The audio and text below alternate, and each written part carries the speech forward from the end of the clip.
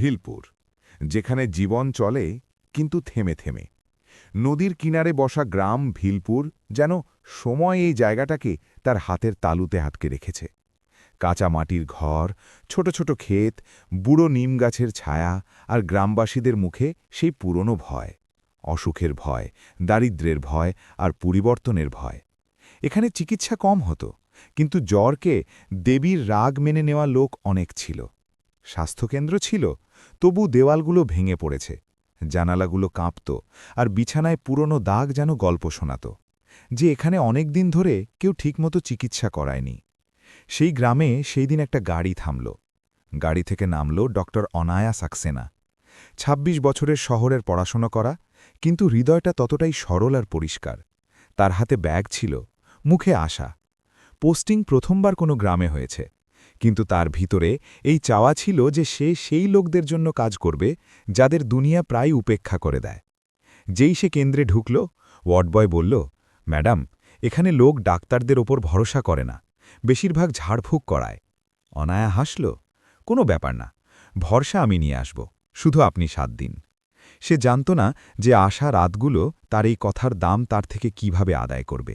ভিলপুরের ছোড়ে নদীর কাছে বানানো ঝুপড়ির মাঝে থাকত রবি। ১৫-১৬ বছরের চিকন, কিন্তু চোখে অদ্ভুত চমক। অনাথ কিন্তু দায়িত্বশীল, এতটাই যেন পুরো দুনিয়া তার কাঁধে। তার সাথে তার ছোট বোন চুন্নি, ৯ বছরের। হাসিতে সূর্যের চমক, চোখে একটা এমন নিষ্পাপতা যা সারা গ্রামের নোংরা ধুয়ে দেয়। তাদের বাঁচা কঠিন ছিল, কিন্তু বাঁচার কারণ একে অপরের জন্য যথেষ্ট ছিল। রবি আর চুন্নির জীবন সবসময় এমন ছিল না। কয়েক বছর আগে পর্যন্ত তাদের ঘরে হাসি ছিল, মায়ের মাটির মতো গন্ধ ছিল, আর বাবার ক্লান্তিতে আপনত্ব ছিল।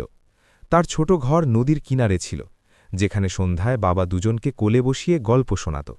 কিন্তু এক বৃষ্টির রাতে সব বদলে দিল। বাবা ক্ষেত থেকে ফেরার সময় হঠাৎ আসা বন্যায় ভেসে গেল। মা একা ২ বাচ্চাকে সামলাল, কিন্তু ভুখমরি, অসুখ আর অবিরাম সংগ্রাম তাদেরও ধীরে ধীরে ভেঙে দিল। শেষে এক রাত তীব্র জ্বরে সেও চলে গেল। সেই দিনের পর রবি নিজেকে কাঁদতে দেয়নি, কারণ চুন্নি তার অশ্রু দেখে ভয় পেয়ে যেত। সে ১৫ বছরের ছেলে, হঠাৎ বাবা হয়ে গেল। তার প্রত্যেক ক্লান্তিতে মায়ের স্মৃতি ছিল, আর প্রত্যেক পরিশ্রমে চুন্নিকে নিরাপদ রাখার প্রতিশ্রুতি। দুজনের কাছে কেউ নেই, শুধু একে অপরের হাত আর প্রত্যেক সকালে বাঁচার কারণ। রবি দিনে মজুরি করত, কখনো খেতে, কখনো দোকানে, কখনো আবর্জনা কুড়াত। সন্ধ্যায় একটু রুটি নিয়ে আসত, কিন্তু নিজে খেত কম, চুন্নিকে খাওয়াত বেশি। এক রাত চুন্নি জিজ্ঞেস করল, ভাইয়া, তুমি এতটা ক্লান্ত কেন হয়ে যাও? রবি হেসে বলল, তুমি স্কুল যাবে না? তুমি পড়াশোনা করে বড় হবে, শুধু সেই পরিশ্রম আছে। চুন্নি তাকে জড়িয়ে ধরল। দুজনের দুনিয়া ছোট ছিল, কিন্তু খুবই সুন্দর। সেই সন্ধ্যায় আবহাওয়া বদলাল। পাহাড় থেকে কালো মেঘ নেমে এলো। বিদ্যুৎ বারবার আকাশকে চিরে যাচ্ছিল। গ্রামবাসীরা দরজা বন্ধ করতে লাগল, কারণ এই এলাকায় হঠাৎ ঝড় আসা সাধারণ ব্যাপার ছিল। স্বাস্থ্যকেন্দ্রে অনায়া জানালার বাইরে দেখছিল। তার মন অস্থির হতে লাগল। তখন ধরা আম, এতটা কড়কড়াহট যে পুরো ভিলপুরের কম্পন হয়ে গেল। বৃষ্টি শুরু হয়ে গেছে, নদীও উথালপাথাল। রাতের অন্ধকার যেন আগুন হয়ে গেল। ওদিকে ঝুপড়িতে চুন্নি বাইরে শুকনো কাঠ নিতে বেরিয়েছিল। হঠাৎ তীব্র হাওয়া বইল, মাটি ভিজে গেল, আর তার পা পিছলে গেল। তার মাথা কিনারে পড়া পাথরে ধাক্কা খেল, আর সে চিৎকার করতেও পারল না। রবি দৌড়াল, চুন্নি, সে অজ্ঞান, মাথা থেকে রক্ত বেরোচ্ছে। ঝড় বৃষ্টি এতটা তীব্র যে তাকে তুলতে কষ্ট। রবি কাঁপতে কাঁপতে তাকে কোলে নিয়ে দৌড়াল, ঝড়ের সাথে লড়াই করে সোজা স্বাস্থ্যকেন্দ্রের দিকে। তার কণ্ঠ ভেঙে যাচ্ছিল, দিদি, কেউ আছে? আমার চুন্নি, আমার বোনকে বাঁচাও। অনায়া চুন্নিকে দেখে বুঝল যে ব্যাপারটা গুরুতর। সে তৎক্ষণাৎ টেবিলে শোয়ালো, ব্যান্ডেজ লাগালো, মেশিন চেক করল। পরীক্ষার পর সে বলল, রবি, চুন্নিকে রক্ত চাই, অনেক রক্ত বেরিয়ে গেছে, যদি তৎক্ষণাৎ রক্ত না মেলে তো কষ্ট হবে। রবির চোখে আতঙ্ক ছড়িয়ে গেল। আমি কি করব দিদি, আমি কোথা থেকে রক্ত আনব? অনায়া গ্রামবাসীদের ডাকার নির্দেশ দিল। কিছু গ্রামবাসী এলো। অনায়া বলল, আপনাদের মধ্যে কারো রক্তের গ্রুপ মিলতে পারে, দয়া করে রক্ত দিন, বাচ্চাটির প্রাণ বাঁচবে। কিন্তু এক এক করে লোক পিছিয়ে গেল। রক্ত দিলে দুর্বলতা আসে। আমাদের জাতের রক্ত বাচ্চাদের দেওয়া যায় না। এটা অসুস্থ বাচ্চা, দেবীর কোপ হবে। আমাদের বলো না ম্যাডাম। অনায়া হতবাক, তার হৃদয় বসে গেল। রবি এক কোণে মাটিতে হাঁটু গেড়ে বসে পড়ল। দিদি, আমার বোনকে বাঁচাও, আমার কাছে কিছু দেওয়ার মতো নেই, কিন্তু আপনি আপনি কিছু করো। সেই কণ্ঠে এতটা দুঃখ ছিল যে অনায়ার চোখ ভরে এলো, কিন্তু সে তার অশ্রু চেপে বলল, রবি, আমি আছি, আর আমি তোমার বোনকে বাঁচাব। চুন্নি অজ্ঞান ছিল। রবি তার মাথার কাছে বসে কাঁপছিল। বাইরে ঝড় জোর ধরছে যাচ্ছিল। ভিতরে স্বাস্থ্যকেন্দ্রে অদ্ভুত নীরবতা ছড়িয়েছিল। শুধু মেশিনের হালকা বিপ আর রবির হেঁচকির ভাঙা স্বর। অনায়া তার রক্ত দিয়েছে, কিন্তু চুন্নির অবস্থা এতটা গুরুতর ছিল যে 1 ইউনিট রক্ত যথেষ্ট ছিল না। অনায়া জানত, যদি পরের 1 ঘণ্টায় আর রক্ত না মেলে তো বাচ্চাটিকে বাঁচানো প্রায় অসম্ভব হবে। সেই সময় বিদ্যুৎ আবার পড়ল, ধড়াম। পুরো স্বাস্থ্যকেন্দ্র অন্ধকারে ডুবে গেল। অনায়া টর্চ তুলল আর ফিসফিসিয়ে বলল, রবি, ভয় পেও না, আমি আছি এখানে। রবি প্রথমবার তার হাত ধরল। তার আঙুলগুলো ঠান্ডা ছিল, কিন্তু ধরাতে এমন ভরসা ছিল যেন পুরো দুনিয়া সেই হাতে টিকে আছে। অনায়া তৎক্ষণাৎ জেলা হাসপাতালে ফোন করল। আমাদের নেগেটিভ রক্ত চাই, তৎক্ষণাৎ, বাচ্চাটি মরে যাবে। ওদিক থেকে উত্তর এলো, ম্যাডাম, ঝড়ের কারণে মূল রাস্তা ভেসে গেছে, অ্যাম্বুলেন্স বেরোতে পারবে না। অনায়ার গলা শুকিয়ে গেল। সে আবার জিজ্ঞেস করল, কি আপনি কসবার রক্ত ভাণ্ডার থেকে কিছু পাঠাতে পারেন? উত্তর, রাত 12টা বাজে, ভাণ্ডার বন্ধ হয়ে যায়, সকাল 10টার পূর্বে খোলা অসম্ভব। অনায়া ফোন কেটে দিল। মুখ সাদা হয়ে গেল, হাত কাঁপতে লাগল। কিন্তু সে নিজেকে সামলাল। রবি, ঘাবড়িও না, চুন্নি এখনও লড়াই করছে। রবি ধীরে বলল, দিদি, আপনি বাঁচাবে না? আমাকে আমাকে তার ছাড়া বাঁচা আসে না। তার কথা শুনে অনায়ার চোখ ভরে এলো, কিন্তু সে মাথা নাড়ল। হ্যাঁ রবি, আমি যে কোনো অবস্থায় তাকে যেতে দেব না, এটা আমার প্রতিশ্রুতি। কসবার রক্তভাণ্ডার গ্রাম থেকে প্রায় 5 কিলোমিটার দূরে ছিল, কিন্তু মাঝে নদী উথাল পাথাল ছিল। রাস্তার বড় অংশ ভেসে গেছে। রাত 2:05 বাজে। ওয়ার্ড বয় ভয়ে ভয়ে বলল, ম্যাডাম, এই ঝড়ে বাইরে যাওয়া মৃত্যুকে ডাকা। অনায়া চুপ রইল। সে চুন্নির মুখ দেখছিল। সেই বাচ্চাটির ঠোঁটে এখনও জীবনের একটা পাতলা সোনালি রেখা বাকি ছিল। সে জানত, যদি সে চেষ্টা না করে তো এই রেখা কখনো হারিয়ে যেতে পারে। সে ধীরে বলল, যদি আমার বাইরে যাওয়া কোনো একটা বাচ্চার শ্বাস ফিরিয়ে দিতে পারে তো আমি প্রত্যেক ঝড়ের মুখোমুখি হতে পারি। ওয়ার্ড বয় বলল, ম্যাডাম, এটা নিয়মের বিরুদ্ধে। অনায়া প্রথমবার একটু তিক্ত স্বরে বলল, নিয়মের উদ্দেশ্য জীবন বাঁচানো হয়। যদি নিয়ম জীবন বাঁচাতে বাধা হয়ে যায় তো আমি প্রথমে মানুষ, তারপর অফিসার। সে তার ব্যাগ তুলল, রেইনকোট পরল, টর্চ হাতে নিল। রবি দৌড়াল, দিদি, আপনি কোথায় যাচ্ছেন? ঝড় আছে, রাস্তাগুলো ভেঙে গেছে। অনায়া হালকা করে তার মাথায় হাত বুলাল। আমি তোমার চুন্নির জন্য রক্ত নিতে যাচ্ছি, আর তুমি তার হাত ধরে রেখো, সে তোমার কণ্ঠ চেনে। স্বাস্থ্যকেন্দ্র থেকে বাইরে পা রাখতেই হাওয়া তাকে পিছনে ঢেলে দিল। বৃষ্টি সোজা তার মুখে আঘাতের মতো পড়ছিল। রাস্তা কাদায় পরিণত হয়ে গেছে। প্রত্যেক মুহূর্তে পিছলে যাওয়ার ভয়, কিন্তু অনায়া এগিয়ে যেত। প্রত্যেক পদক্ষেপ যেন বছরের সাহস চাইছিল। বৃষ্টি এতটা তীব্র ছিল যে টর্চের আলো বৃষ্টির স্তরে হারিয়ে যেত। সে মনে মনে শুধু একটা কথা পুনরাবৃত্তি করল, চুন্নিকে বাঁচাতে হবে, চুন্নিকে বাঁচাতে হবে। রবি স্বাস্থ্যকেন্দ্রের জানালা থেকে তাকে যেতে দেখছিল, চোখে ভয়, শ্রদ্ধা আর অসহায়তার মিশ্রিত সমুদ্র। অনায়া যেন তেন নদীর কিনারে পৌঁছাল। নদী উথাল পাথাল করছিল, জল প্রায় কিনারা ছুঁয়ে ফেলেছে, কিন্তু তাকে সেই রাস্তা দিয়েই যেতে হবে। তখন হাওয়ার মাঝে একটা কণ্ঠ এলো, ডাক্তার দিদি, আপনি এই সময় এখানে কি করছেন? সে ভোলারাম গ্রামের মাছ ধরা লোক ছিল, জলে বাঁচানোর অভিজ্ঞ মানুষ। অনায়া তাড়াতাড়ি বলল, ভোলারাম, আমাকে কসবার রক্তভাণ্ডার পর্যন্ত যেতে হবে, বাচ্চাটির প্রাণ বিপন্ন। ভোলারাম নদীর দিকে দেখল, ঢেউ রাগে ছিল, যেন কাউকে গিলে ফেলার জন্য প্রস্তুত। সে বলল, দিদি, প্রাণের ভয় আছে। অনায়ার কণ্ঠ কাঁপতে কাঁপতে শক্ত হল। প্রাণ তো সেখানেও বিপন্ন, একটা ছোট্ট বাচ্চার, আর সে আমার ভরসায় আছে। কয়েক সেকেন্ড ভোলারাম চুপ রইল, তারপর সে বিনা কিছু বলে নৌকাকে ধাক্কা দিল। চলুন, আজ মানসিকতার নৌকা, ভগবান নিজে সামলাবেন। নৌকা তীব্র ধাক্কায় এগিয়ে গেল। ঢেউ কোনো দানবের মতো নৌকায় ভেঙে পড়ছিল। একবার নৌকা এতটা খারাপভাবে কেঁপে উঠল যে অনায়া পড়ে যেতে যেতে বেঁচে গেল। ভোলারাম চিৎকার করে বলল, দিদি, ডান দিকে ধরুন, এই নদী আজ খুব রাগে আছে। বৃষ্টি প্রায় সব কিছু ঢেকে ফেলেছে। নৌকা কখনো উপরে উঠত, কখনো নিচে ঠেলে দেওয়া হতো। প্রত্যেক মুহূর্তে এমন লাগত যেন জল তাদের গিলে ফেলবে। কিন্তু অনায়ার চোখে শুধু চুন্নির মুখ ছিল, ফ্যাকাশে, দুর্বল, শ্বাসের সাথে লড়াই করা। আর ভোলারামের চোখে একটা ডাক্তারের প্রতি অদ্ভুত সম্মান। নদী পার করার পরেও রাস্তা সহজ ছিল না। কাদায় পা ডুবে যাচ্ছিল, হাওয়া পিছনে টানছিল, কিন্তু অনায়া দৌড়াচ্ছিল। বুকে ব্যথা হচ্ছিল, শ্বাস ভেঙে ভেঙে আসছিল, কিন্তু সে থামা মানা করে রেখেছে, কারণ তার থামা চুন্নির জীবন থেমে যাওয়া ছিল। অবশেষে রাত ৩ বাজে সে কসবার রক্তভাণ্ডারের সামনে দাঁড়িয়েছিল। দরজা বন্ধ, তালা লাগানো। গভীর শ্বাস নিয়ে সে দরজায় টোকা দিল। দয়া করে কেউ আছে? দরজা খুলুন, বাচ্চাটি মরে যাবে। ভিতর থেকে এক গার্ড বলল, ম্যাডাম, এটা সময় নয়, ভাণ্ডার সকালে খুলবে। অনায়া প্রায় ভেঙে পড়ল। আমি ডাক্তার, একটা বাচ্চার জীবন দাওয়ে আছে, দয়া করে আমাকে রক্ত চাই। গার্ডও যুক্তি দিল, ম্যাডাম, আমার কাছে খোলার অধিকার নেই। অনায়া কাঁপা কণ্ঠে বলল, একবার মেডিকেল অফিসারকে ফোন করে দিন, একবার, শুধু একবার। গার্ড রাগ করে ফোন লাগাল। 10 মিনিট অপেক্ষা, যা এক এক সেকেন্ড ধারালো তরোয়ালের মতো লাগছিল। অবশেষে ফোন উঠানো হলো, আর যেন অলৌকিক ঘটল। দরজা খুলে গেল। গার্ড সহানুভূতি নিয়ে বলল, ম্যাডাম, ভিতরে আসুন, আপনার লড়াই সঠিক, আমরা সাহায্য দেব।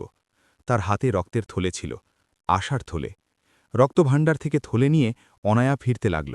রাত ৩:৩৫ বাজে। হাওয়া একটু কম হয়েছে, কিন্তু বৃষ্টি এখনও চলছে। ভোলারাম বাইরে অপেক্ষা করছিল। সে থলে নিরাপদে ধরে বলল, দিদি, চলুন, এখন একটু দেরি না হওয়া উচিত। দুজনে আবার সেই ভয়ানক নদীর দিকে এগোল। থলে অনায়া তার বুকে চেপে রেখেছে, যেন সেটা কোনো বাচ্চা। রাস্তায় পিছলা মাটিতে তার পা পিছলে গেল। সে পড়ে যেত যদি ভোলারাম না ধরত। দিদি, সাবধান রাখুন, আপনার পড়া চুন্নির পড়া হয়। অনায়া অশ্রু চেপে মাথা নাড়ল। নদী এখন একটু আরও উথাল পাথাল ছিল, কিন্তু ভোলারাম নৌকো নিয়ে এগোল। বৃষ্টির ফোঁটা রক্তের থলে পড়ত, কিন্তু অনায়া তাকে তার শরীর দিয়ে ঢেকে নিত। তার ভিতরে শুধু একটা চিন্তা ছিল, একটা বাচ্চার জীবন। আমি এটাকে আমার প্রাণ দিয়েও বাঁচাব। নৌকো একবার এতটা জোরে ধাক্কা খেল যে রক্তের থলে তার হাত থেকে ছুটে যাওয়ার ছিল। অনায়া চিৎকার করে তাকে ধরল। ভোলারাম চিৎকার করল, দিদি, বসে পড়ুন, আজ নদী খুব ক্রূর। 5 মিনিট, 10 মিনিট, 15 মিনিট, প্রত্যেক মিনিট মৃত্যুর সমান ভারী। অবশেষে নৌকো অন্যদিকে পৌঁছল। অনায়ার পায়ে শক্তি ছিল না, কিন্তু সে তবু দৌড়ে গেল, কারণ তার দৌড় চুন্নির শ্বাসের গতি ছিল। সে না, অনায়া হ্যাঁ বলতেও পারল না, কিন্তু তার চোখের চমকই রবির আশা হয়ে গেল। চুন্নি এখনও অজ্ঞান ছিল, কিন্তু মেশিনের বিপ অবিরাম চলে রয়েছে। অনায়া তোয়ে লাগাল। ওয়ার্ড বয় অপারেশনের প্রস্তুতি শুরু করল। রবি কান্নার সাথে চুন্নির হাত ধরে বলতে থাকল, চুন্নি, তুমি যেও না, তুমি ভাইয়াকে ছেড়ো না দেও। অনায়া রবিও পাধে হাত রাখল। তোমার বোন খুব শক্তিশালী, দেখো সে জিতবে। আর তারপর অপারেশন শুরু হল। বাইরে ঝড়, ভিতরে জীবন আর মৃত্যুর লড়াই। 3 ঘণ্টা অবিরাম, 3 ঘণ্টা অনায়া বিনা থামা কাজ করল। সকাল 6:40 বাজে অপারেশন শেষ হল। সে ভাঙা কণ্ঠে বলল, রবি, তোমার চুন্নি বেঁচে গেছে। রবি মাটিতে বসে ফুটফুট করে কেঁদে উঠল। তার অশ্রুতে ভয়, স্বস্তি আর এক অমূল্য বিশ্বাস ছিল। ডাক্তার দিদি, আপনি ফেরেশতা। চুন্নি এখন নিরাপদ ছিল। রবি তার কাছে বসে রইল। অনায়া ক্লান্ত হয়ে চেয়ারে বসল। চোখ বন্ধ হল, কিন্তু তার মুখে শান্তি ছিল। কিন্তু দুনিয়া এতটা দয়ালু ছিল না। সকালে যেই গ্রামে সূর্যের হালকা কিরণ পড়ল, গ্রামবাসীদের মাঝে গুজব ছড়িয়ে গেল। রাতে ডাক্তার অনাথ ছেলের ঘরে কেন গেল? কি জন্য সেই বাচ্চাটির জন্য এতটা দৌড়াদৌড়ি? এই ডাক্তার ঠিক নয়। মেয়ে হয়ে রাতে একা বেরিয়ে গেল। কেউ স্বাস্থ্যকেন্দ্রের বাইরে লুকিয়ে অনায়ার ভিডিও বানাল, যাতে সে ঝড়ে দৌড়াতে দেখা যাচ্ছিল। ভিডিও ভাইরাল করে দেওয়া হলো। ক্যাপশন দিয়ে লোকদের সত্যতা চাই না, তাদের গল্পের সবচেয়ে নোংরা দিক চাই। দুপুর পর্যন্ত স্বাস্থ্যকেন্দ্রের বাইরে ভিড় জমে গেল। কিছু মেয়ে বলল, এই শহরের মেয়ে আমাদের গ্রামে কি করতে এসেছে? রাতে দৌড়াতে দেখা গেছে, নিশ্চয়ই খারাপ উদ্দেশ্য আছে। অনাথ ছেলের ঘরের কাছে গেছে। রবি দৌড়ে বলল, তোমরা কেন বোঝো না? দিদি চুন্নির জন্য রক্ত নিতে গেছে। কিন্তু ভিড় তার মজা ওড়াল। আরে চুপ হয়ে যা, ছেলে দিদি দিদি করে ঘুরছে। অনায়া বাইরে এলো। গ্রামবাসীদের চোখে ঘৃণা, সন্দেহ আর নোংরা অভিযোগ ছিল। সে সেই চোখগুলো চুপচাপ দেখতে রইল, কিন্তু হৃদয়ে ভিতর পর্যন্ত ভেঙে গেল। সে ফিসফিসিয়ে বলল, আমি তো শুধু একটা বাচ্চাকে বাঁচিয়েছি, আর কি অপরাধ করেছি? সন্ধ্যার পর্যন্ত ভিডিও শহরে পৌঁছে গেল। কিছু ছোট চ্যানেল হেডলাইন বানালো, গ্রামে ডাক্তারের রাতের কার্যকলাপ, অনাথ ছেলে আর ডাক্তার, আসল সত্যতা কি? বিনা সত্যতা, বিনা তদন্ত, শুধু নোংরা ছড়ানোর ক্ষুধা। অনায়াকে জেলা থেকে নোটিশ মিলল, আপনি রাতে বিনা অনুমতি কেন্দ্র ছেড়ে কোথায় গেছেন, তৎক্ষণাৎ রিপোর্ট দিন। সে নোটিশ দেখল, চোখ ভরে এলো, ভাবল, আমি একটা প্রাণ বাঁচানোর চেষ্টা করেছি আর এর পুরস্কার এটা। চুন্নি তো বেঁচে গেছে, কিন্তু রবির অবস্থা খারাপ হতে লাগল। 3 দিনের জাগরণ, ক্ষুধা, চাপ, তার শরীর উত্তর দিল। সে পড়ে গেল, অজ্ঞান। পরীক্ষা এলো গুরুতর অ্যানিমিয়া, আর তার রক্তের গ্রুপ সেই নেগেটিভ। অনায়া প্রায় চিৎকার করে উঠল, হে ভগবান, এখন আমি কি করব? রক্তকেন্দ্রে স্টক শেষ ছিল। রবির অবস্থা দ্রুত খারাপ হচ্ছিল। ওয়ার্ড বয় ভয়ে জিজ্ঞেস করল, ম্যাডাম, এখন কার রক্ত লাগবে? অনায়া এক মুহূর্ত ভাবল না। সে বলল, আমার আবার।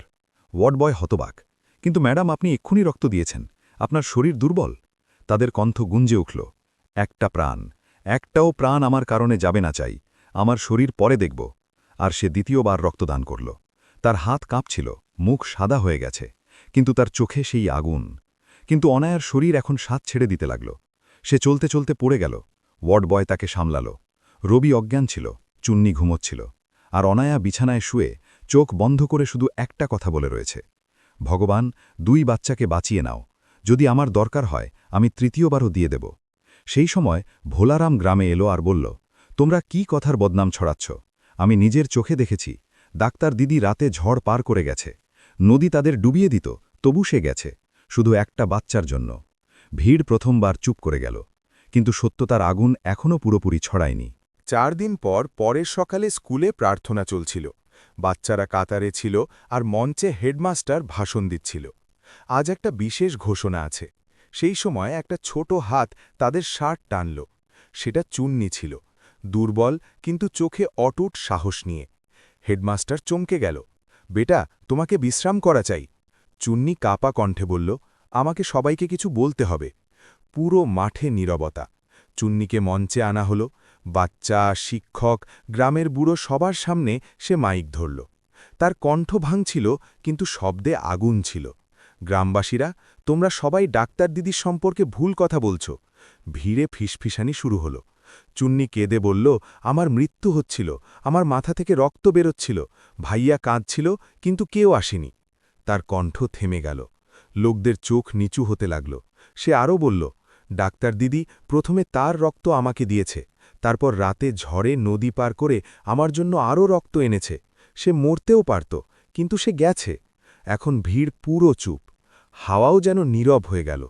চুন্নি হাতের পিঠ দিয়ে অশ্রু মুছল, আর পরে, আমার ভাইয়ার অবস্থা খারাপ হলো, তো তিনি 2য়বারও তার রক্ত দিয়েছে। পুরো মাঠে নীরবতা জমে গেল। সে শেষ কথা বলল, যা প্রত্যেক হৃদয়ের ভিতরে ধারালো তীর হয়ে নেমে গেল। তোমরা সবাই আমাদের ছেড়ে দিয়েছ, কিন্তু ডাক্তার দিদি আমাদের মায়ের মতো পুরো রাত আমাদের শ্বাস বাঁচিয়েছে। ভিড়ের মাঠা লজ্জায় নিচু হয়ে গেল। কিছু মেয়ের চোখ ভরে এলো, কিছু পুরুষের পাগড়ি খুলে ফেলল, আর প্রথমবার ভিলপুরের লোক নিজের হৃদয় দেখে আসল সত্য বুঝল। সেই দুপুরে জেলা মুখ্যালয় থেকে একটা টিম এলো। তারা ভাইরাল ভিডিওর সত্যতা তদন্ত করতে এসেছে। প্রথমে ভোলারামকে ডাকা হলো। সে পুরো রাতের সত্য বলল। নদীতে মৃত্যু ছিল, বৃষ্টি দানব ছিল, কিন্তু ডাক্তার দিদি হার মানেনি। আমি নিজের নৌকা তার জেদ দেখে চালিয়েছি। সে বাচ্চাটির জন্য সব করতে প্রস্তুত ছিল। তারপর রক্তভাণ্ডারের গার্ড বলল, ম্যাডাম অর্ধরাত্রে কেঁদে এসেছে, নিয়ম ভাঙার উদ্দেশ্য ভুল ছিল না, সে প্রাণ বাঁচাতে চেয়েছে। আর তারপর কল রেকর্ডিং চালানো হলো, যাতে অনায়ার কণ্ঠ কাঁপা কিন্তু দৃঢ় ছিল, দয়া করে প্লিজ ভাণ্ডার খুলে দিন, একটা বাচ্চার শ্বাস আমার হাতে আছে। এখন কারো আরও প্রমাণের দরকার ছিল না, মানসিকতা নিজে সাক্ষ্য হয়ে গেছে। সন্ধ্যের সময় স্বাস্থ্যকেন্দ্রের বাইরে ভিড় জমতে লাগল, কিন্তু এবার হাতে পাথর নয়, ফুল ছিল। গ্রামের মুখিয়া, যে সবচেয়ে প্রথমে গুজব ছড়িয়েছে, সে আসতেই মাটিতে হাঁটু গেড়ে বলল, ডাক্তার সাহেবা, আমাদের থেকে ভুল হয়েছে, খুব বড় ভুল। অনায়া কয়েক মুহূর্তের জন্য নীরব দাঁড়িয়ে রইল। রবি তার কাছে এলো, চোখে গভীর ভাব নিয়ে, দিদি, এই লোক ভালো, দেরিতে বুঝেছে, কিন্তু বুঝেছে। চুন্নি অনায়ার হাত ধরে বলল, দিদি, আপনি আমাদের ছেড়ো না। সেই একটা কথা অনায়ার পাথর হওয়া হৃদয় গলিয়ে দিল। সে ঝুঁকে চুন্নিকে জড়িয়ে ধরল। 2 দিন পর রবি নিম গাছের নিচে মাটির ছোট্ট চবুতরা বানাল। সে তার ওপর ফুল রাখল আর একটা কাগজে লিখল, রক্ত সম্পর্ক। মা হওয়া রক্তের সম্পর্ক নয়, রক্ত দিয়ে সম্পর্ক পালন করার নাম। এই শব্দ যেন পুরো গ্রাম পড়ছে। প্রত্যেকের চোখ নম ছিল। প্রত্যেক হৃদয়ে বলছে, আমরা ভুল করেছি, খুব ভুল। ঝিলের কাছে দাঁড়ানো মেয়েরা বলল, ডাক্তার দিদি আমাদের দেখিয়েছে যে মানসিকতা কি রূপ নিতে পারে। স্বাস্থ্যকেন্দ্রে রক্তদান শিবির বসল। অনায়া ভেবেছে হয়তো ২-৪ জন আসবে, কিন্তু যখন প্রথম শিবির বসল তো কাঁটার রাস্তা পর্যন্ত চলে গেল। কেউ জাত জিজ্ঞেস করেনি, কেউ ধর্ম জিজ্ঞেস করেনি, কেউ রক্ত দিতে মানা করেনি।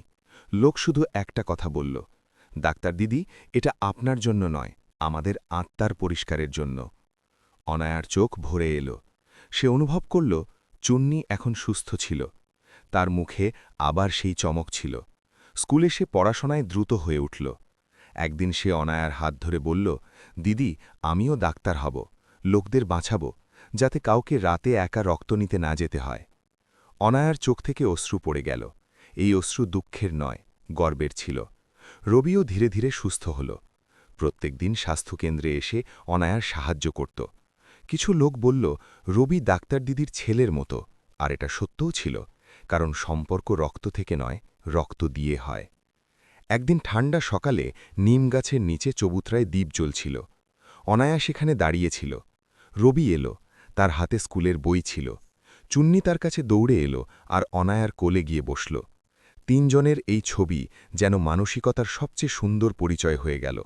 রবি ধীরে বলল, দিদি আপনি আমাদের সাথে যা করেছেন তাকে জীবনভর ভুলব না। অনায়া হাসল, আমি সেই করেছি যা প্রত্যেক মানুষকে করা উচিত। যেখানে জীবন বিপন্ন সেখানে ভয় নয়, দয়া থাকা উচিত। তার শব্দ নিমের পাতায় ফিসফিসিয়ে ছড়িয়ে গেল। হাওয়া যেন বলল, এটাই মানসিকতা।